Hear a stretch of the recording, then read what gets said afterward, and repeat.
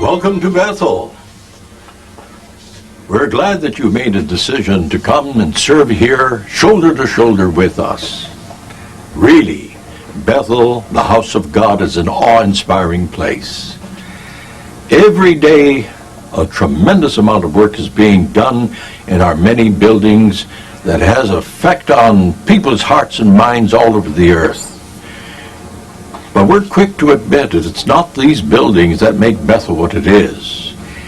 It is the spiritual men and women that Jehovah is using to do this work. Individuals like you, whose dedication to God is reflected in your commitment to serve Bethel. If you're new here, you have the prospect of a wonderful future ahead of you. Now, we recognize that not everybody who comes to Bethel will have circumstances that will allow them to make Bethel service their career. But we encourage you to consider the governing body's comments as stated in the dwelling manual. We urge you to think in terms of not just a minimal amount of time at Bethel, but rather a longer period in which you can be well trained to make an excellent contribution to the kingdom interests. We are very glad that you are here. Make Bethel your home. Keep on living and working here, training yourself with godly devotion as your aim. If you have already served here for a number of years, we want you to know that the governing body appreciates the sacrifices you've made to continue in this important work. You are a valuable asset, and your value increases the longer you are here.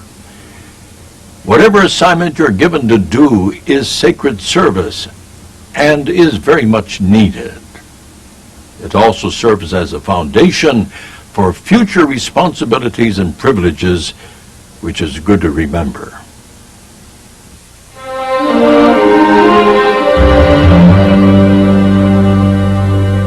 My job was mixing concrete, and I mixed and filled the wheelbarrows, and they never seemed to get enough. But we got the building up. And so there I was 15 years old at that time. When I first came, I worked in the composing room, locking up plates for the flatbed presses that printed the bound volumes. And then I went to the press room, worked on a battleship, the Watchtower Golden Age, and had the privilege of doing everything from cleaning toilets to presiding at the governing body. I've done a better job cleaning toilets than I did presiding at the governing body. I came here. I was a translator, and I was translating in Greek, in Spanish, and in English. We soon got acquainted with the brothers, the young brothers around here, all our age group, 20-year-olds. There was Carrie Barber and Lyman Swingle and Arthur Worsley, and Russell Curzon, and Nathan Knorr, and then Milton Henschel. So these were some of the brothers that we began to pal around with and get acquainted with Bethel life. I walked in, and I was kind of heavy in those days. I weighed over 200 pounds. And Brother Martins told Brother Knorr, who was his assistant, he says, I think he would do well in the bindery. And they took me down and put me on the packer. Later, they put me in the press room. I worked on flatbed presses there. Then a brother that was in the ink room left, and so they needed someone there. And I put me in the ink room, and I worked in the ink room.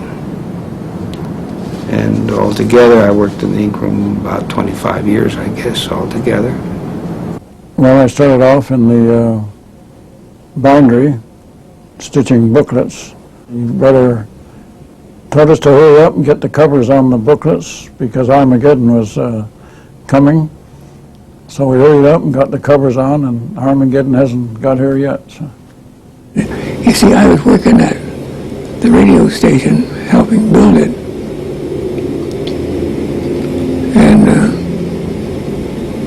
I just went down there to see the place. They invited me to say if I wanted to work there. I said I'd be willing to work there, but I wasn't baptized yet. They said, "We got a lot of work here. You're welcome." I said, "Well, I'm willing to work." I worked in the accounts department, and I made a mess of their statements one month, so they put me in the factory for a while. I worked on the cutter there, cutting paper, and then they put me in shipping, and I learned how to tie cotton ropes. Frankly, I didn't know what Bethel was before that. Had no idea. Only I had one idea, that I didn't like factories. And when they told me, invited me to come to Bethel to work in a factory, frankly, inside I resented it. The next day they took me to my place of work. It was the standing press in the bindery. We were soaking wet from morning to night. But when that job was through, we went home, and we always had a ball of a good time together as young fellas.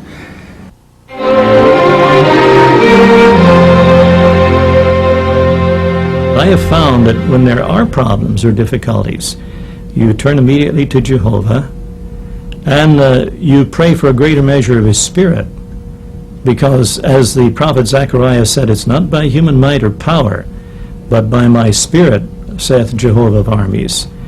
In those days, travel was slow, and I didn't go back for 11 years because, well, I was helping my sister. She was pioneering, and I was sending money to her, and they were trying to buy a trailer and stuff like that. So I never had the money to go home. The way I got over it was, before I left home, my father said to me, "Jack, I want you to promise something." He said, "I want you to promise that you'll write home every week." And you know, I've done that. And that helped a lot to overcome any feeling of homesickness. I was taken up there because I had operated a farm, and I've felt terrible because here I've been out in the circuit work, district work, traveling the world. Here I was up here with just a farm. That's all it was nothing. You know, they just had a dairy and so forth there. And I got feeling so down and out and lost and terrible. It was a tough time, and so few in the earth too, and yet so great a job to do, and so much opposition. It was discouraging, actually, except by knowing that Jehovah would help us. Both of us sort of made it a policy to try to get acquainted with the older brothers. So whenever we had a problem, we could bounce it off these older brothers and see what their advice was. I just loved pioneering. I had no desire, frankly, to come to Bethel. But a brother invited me to come in, and I said, well, if that's what Jehovah wants, I'll do it. If they invite me, I'll come. I don't know if the young people have the same idea as we had back there, but I had the idea whatever the organization wanted me to do, I was ready to do it. Why do you want to come to Bethel? To serve Jehovah. Well, then remember, these people are imperfect. They may be misunderstood or even mistreated or something. But remember, the reason you come to Bethel is to serve Jehovah. So be humble, be content, don't be ambitious, but to find joy and find joy in a spiritual provision and personal study and witnessing. I had little differences with the brothers sometimes. You know, I have never failed to find it work, though, to sit down with a brother and discuss any little difference that we might have. Go to them direct, face them. It never fails to work. If a person doesn't cultivate the fruits of the Spirit, even if she's a Bethel, she's not in a spiritual paradise. You have to cultivate the fruits of the Spirit. And if you do that, you are in spiritual paradise. And then so often it's just a case of waiting on Jehovah until things cleared up or changed. And figure that with Jehovah's help, if Jehovah permits it, I can take it. And this wholesome family touch is what the Bethel family needs, and I think that is what the congregation gives to them. But you look back on some of those experiences and you feel, well, you'd never have it different. It's all part of your theocratic upbringing.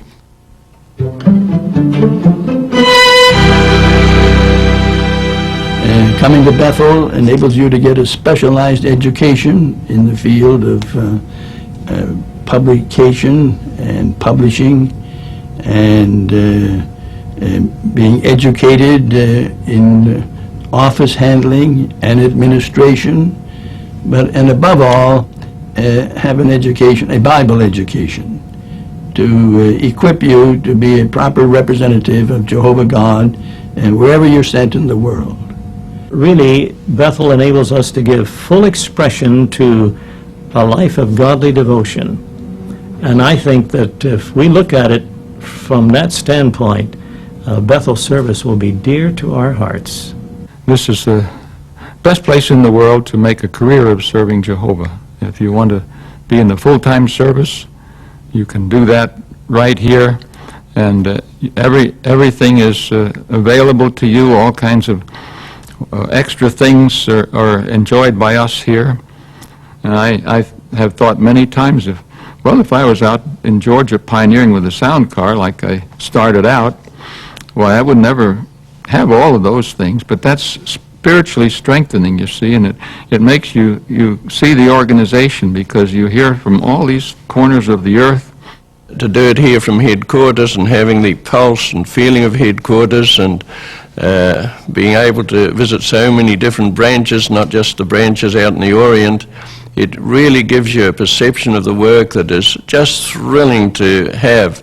Of course, I feel a benefit from being at Bethel because of my privileges of service, and from the standpoint of growing spiritually, getting better understanding of the truth, and getting closer to Jehovah, and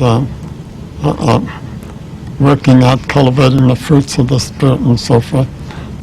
When I see a young man coming to Bethel, my heart within me raises up with thanks to Jehovah, because I say, this man is going to have a wonderful life here at Bethel if he just doesn't allow the physical life to disturb him. When he leans on the Spirit, he will survive, he will triumph.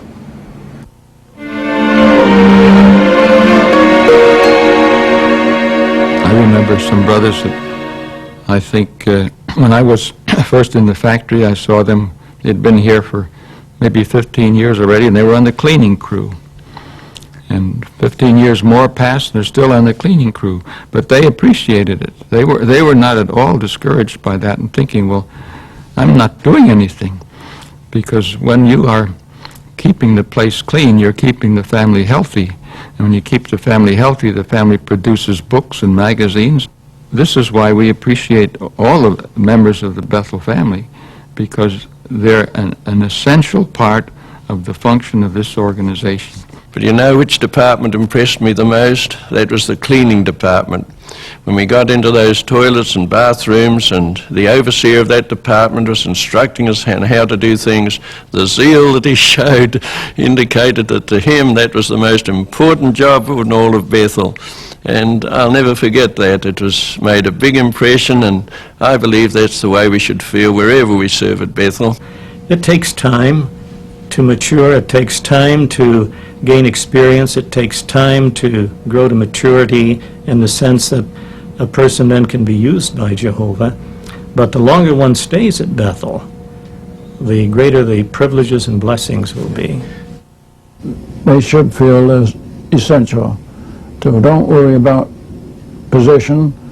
Wherever you're assigned, realize that you are essential, otherwise you wouldn't be here. I'd say without hesitation it's a tremendous loss if a brother who's been trained to do a job decides to leave Bethel. It may be necessary, but if at all possible, I would urge all of the brothers who have acquired skills in Bethel to remain. And I loved Bethel because I found that everyone I was here was a brother and a sister. And I loved that.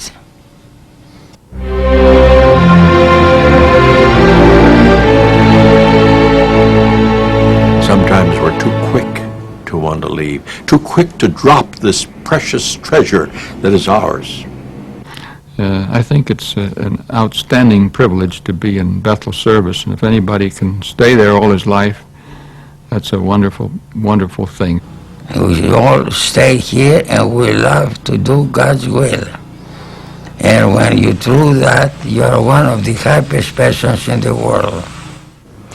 But I've always looked at it this way: whenever you receive a direct invitation like that from Jehovah, through his organization, that this is the place that he wants you to serve. And I've never been disappointed. Because I put down on my original application that if I was allowed to come to Bethel, I'd stay here till I died, and I haven't died yet. So. Die with your boots on.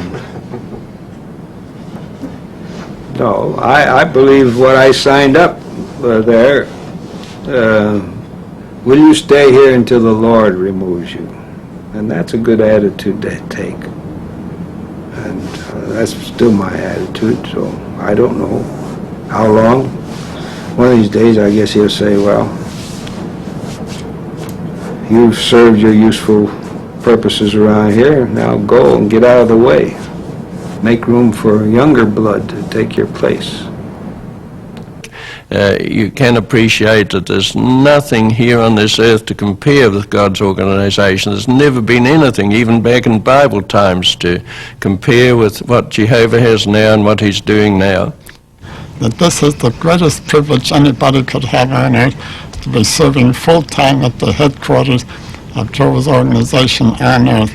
The bottom line is that as far as Bethel's concerned, it's all a part of Jehovah's arrangement. Bethel service is really unique, and it plays a vital part in the outworking of Jehovah's purpose here upon the earth. So anyone who has the privilege of serving here at Bethel should esteem that very highly. I love to stay in Bethel. Bethel is the best place under the sun. If people go out from here and take up something else, well, they're not benefiting themselves any. This is the highest privilege we could have. I know time again those that left afterwards said they wished they could come back. You really feel a very close part that you're in the courtyards of Jehovah's organization. It's a great spiritual temple. And to compare it with what you might be doing outside in other places, there's no comparison.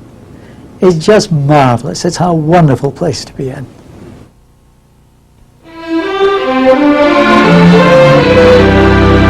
Everyone who comes here, there are brothers and sisters related to us in the faith, They're dear to our hearts, and that's why we highly esteem this family. We evaluate them for what they are. They're the best spiritual assets that we have. The Bethel family here and worldwide is a marvelous arrangement of devoted people.